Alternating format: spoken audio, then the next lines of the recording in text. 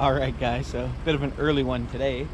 So we are on our way to Vancouver to pick something up that I had my eyes on for a little bit, and he just dropped the price substantially, so we're gonna go pick it up. So stay tuned for that. I'll show you what it is. Alright, so I just stopped for fuel, and I was just thinking to myself, you know, you see a lot of people complaining about what the price Obey traffic laws, be alert, and use voice commands while driving. Okay, give me a sec. Please proceed to the highlighted route, and GPS. then the route guidance will start. Okay, what I was trying to say was you see a lot of people complaining about the cost of fuel per gallon in the US, like, and I know I'm gonna get some of the numbers wrong, but a gallon of gas is a lot more than a liter. Like, we say a gallon of gas is just over 4 liters, and 1 liter of gas for us, as you've seen on the sign when I was pulling in, was $1.53 a gallon. So it's crazy. Like, our gas prices have never been higher. I mean, they have been higher. We were at almost $2, so it's come down a little bit. But yeah, I just wanted to throw that in there. Okay, so I made it to Vancouver, got what I wanted. Unfortunately, the gentleman did not want to be on camera, but it's a pretty cool dude, big into the 3D printing, so that was pretty neat to see. But that's what we got. Prusa MK2S Mark III. So yeah, for $100. I'll replace these.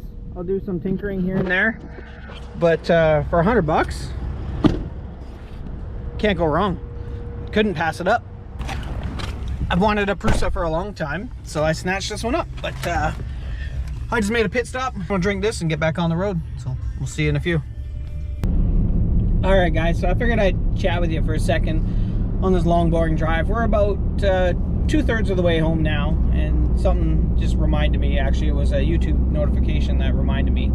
I've had a few people asking, why do I wear glasses all the time in my videos? And the answer is quite simple, actually.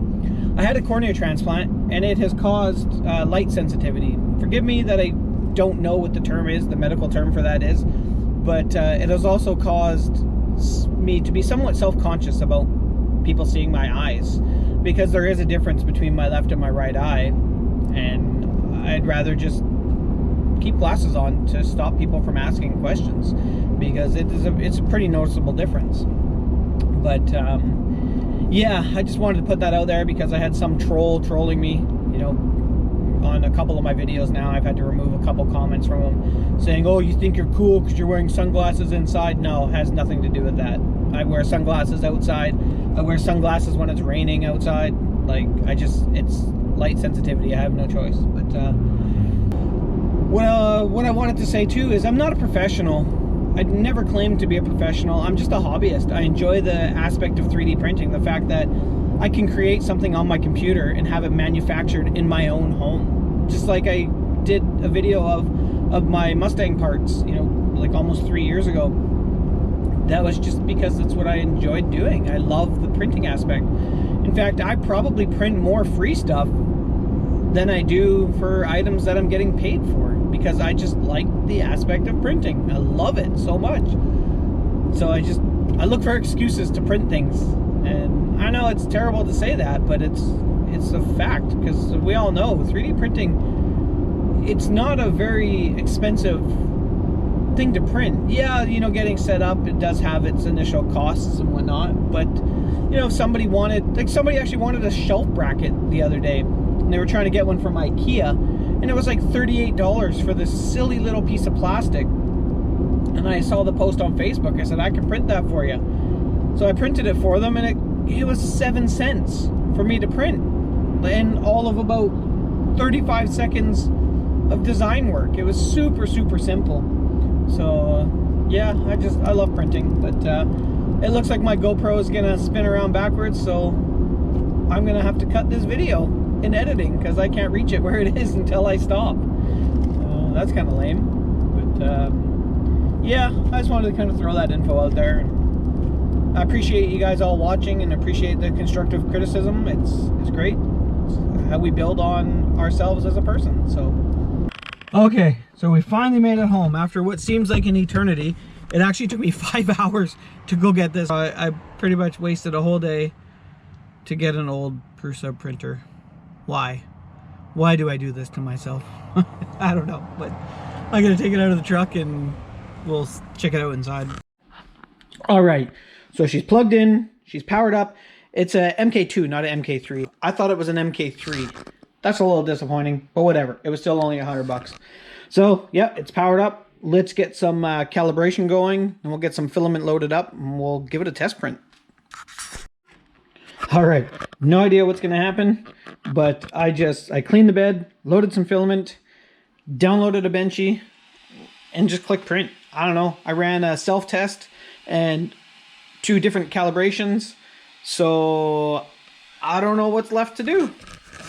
We're gonna find out. So stay tuned for this. This ought to be interesting.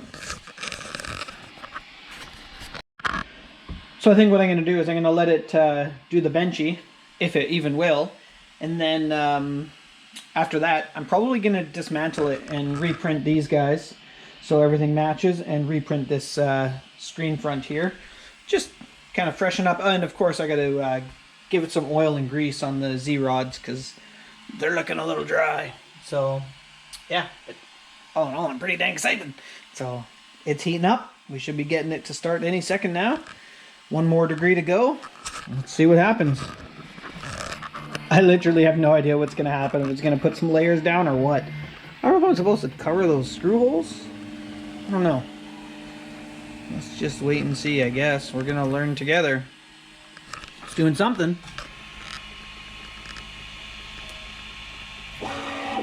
Like a purge, but it didn't purge anything. Oh, I see it. I see it.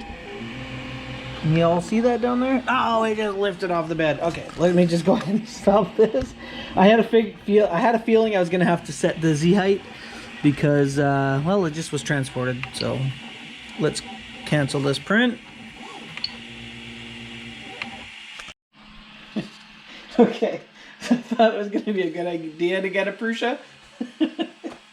You want to talk about difficult? Oh my gosh, there's so many steps involved in just leveling this thing out, but I think I've got it now. I even had to resort to getting the manual out because I've never dealt with a Prusa before, but I think we got it. I just ran the first layer calibration and it looked pretty good. I had to set my Z height substantially lower than what it recommends. It recommended 0.4 and I'm at like 0.7. So, and it's a brand new nozzle. So yeah, I don't know, but it's warming up now. We'll see what it does here. Okay, here goes take 2. Now I tell you what, one thing I need to get over here is better light, but I'm not too worried because I do know we're going to be relocating my 3D print setup, so we'll cross that bridge when it comes. But I thought we were starting print, but apparently we're doing another calibration. That's interesting.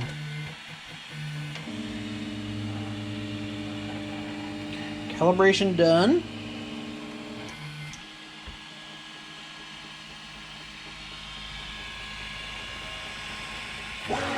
Man, I don't even see. Oh yeah, there it is there. Let's see, can we see it? Yeah, it's not looking too bad. Okay, so let's just see what happens here. It's hard to see because I'm printing the black on the black, but it actually looks as if it's decent. Look at this. Well, I'll tell you what, we'll just let that print for a minute and we'll check back in. Well, we're 2% in and it has not failed and it's actually looking pretty good. So you might be asking yourself, why did he want a Prusa so bad? Well, I don't actually know why. I just wanted one.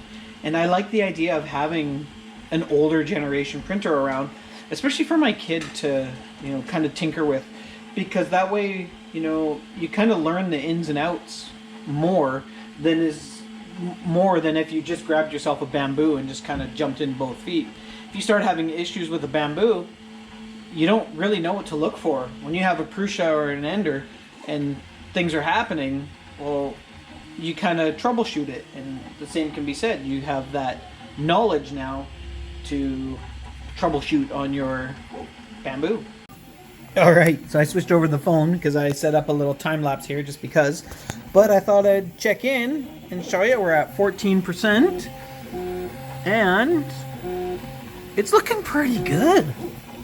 Like, this is not dialed in whatsoever, but it's looking really good under there. I'm really excited to see it when it's completed. So, yeah, could the Prusa quality really be that much better than an Ender? I don't know. We're going to find out because I have an Ender boat we can compare.